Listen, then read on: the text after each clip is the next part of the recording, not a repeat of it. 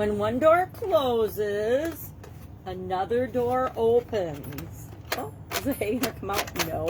I just discovered this is how this works on this toy. My 6-year-old granddaughters had this toy, and I never realized that you could push on this to open the slot, and then the straw or the hay is supposed to fall out. So when one door opens, another door closes. Sharon Horne-Ellstrom, Supersize Your Business, going to throw my barn, my granddaughter's barn. Cool thing about being a grandma, you always have fun toys to play with and use as props in your videos. So today, when one door opens, another door closes. This idiom, this expression, although it's often attributed to Alexander Graham Bell, I don't believe he was the first person to use it or say it. He's most famous and most known for saying it, but Helen Keller used it in her book in 1957, as well as Jean Paul, a German humor writer, used it in the late 18th, early 19th century. So I don't know who came first, him or Alexander Graham Bell, but it also is attributed to someone from France named Ferdinando de Rojas. Maybe that's not France. Maybe that's, I don't know the name. Anyway, in 1465 to 1568. So obviously, Alexander Graham Bell was not the first one to use it, but he does get the most credit if you're searching around the internet to find out where this idiom and expression came from. Now, I have a couple of thoughts on this when it comes to supersizing and growing our business. And I realized as I was thinking about it today, I act as if sometimes I believe this is true and sometimes I don't believe it is true. It depends on the area or aspect of my life that I'm dealing with. For example, marriage, personal relationships, I would say my results have been and my behavior has been, I act as if it's not true. In business and with jobs, I remember losing jobs, and I think it has to do with our ability to see that there's opportunities everywhere, especially with respect to our businesses. Our businesses and business projects come and go. Our successes and failures come and go.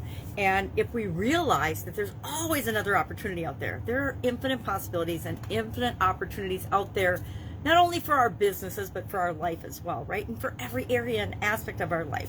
So often we get into this false belief that there's this or that there's only a limited number of options or choices available to us, but there's always an infinite number available to us. It's just a matter of, can we expand our mind enough and open our mind enough to see the different possibilities, or can we ask for help and look outside of ourselves to see the other possibilities?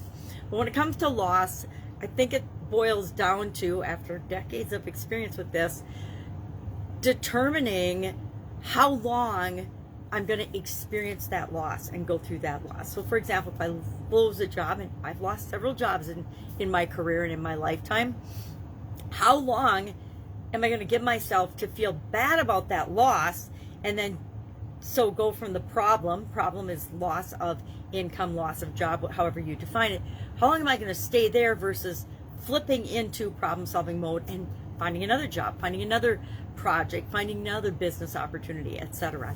And I found that the older I get, the shorter and shorter and shorter that time frame is for me. And I have found that practicing that in my businesses and my career has made it easier for me to apply that same philosophy, that same belief and certainty that when one door closes, another door indeed does open. I just have to look for the door. It's shortened the time that I take deliberating over the negatives about what happened and feeling sorry for myself for being a victim, and hopping into the mode of, okay, what now?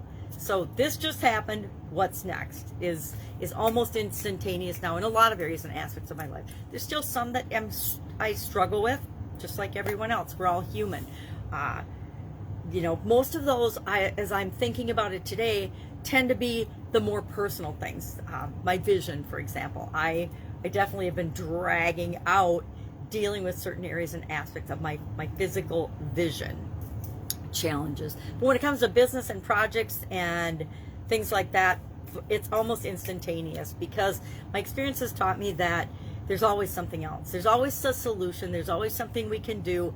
We just might need to look outside ourselves, look outside our level of experience and what we've done before, and find out who's done and solved the problem that we want to solve, and see what they've done, and see, and especially looking outside of our own industry, looking for solutions and being solution focused all the time has served me well and got me out of the funk of the door closing.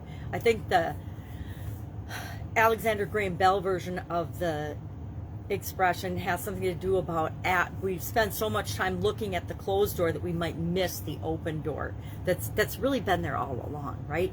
There's always multiple doors and they're always open all the time. It's just whether we're giving ourselves permission and having the ability to see them or not. So love to know your experience with this particular idiom or expression. When one door closes, another one opens. Share in the comments below, and I will be with you tomorrow with another interesting idiom. What does it mean? Where does it come from? And how might you use it in your business to supersize and grow and create the impact that you want to create in the world? Have a great day, and I'll be with you tomorrow.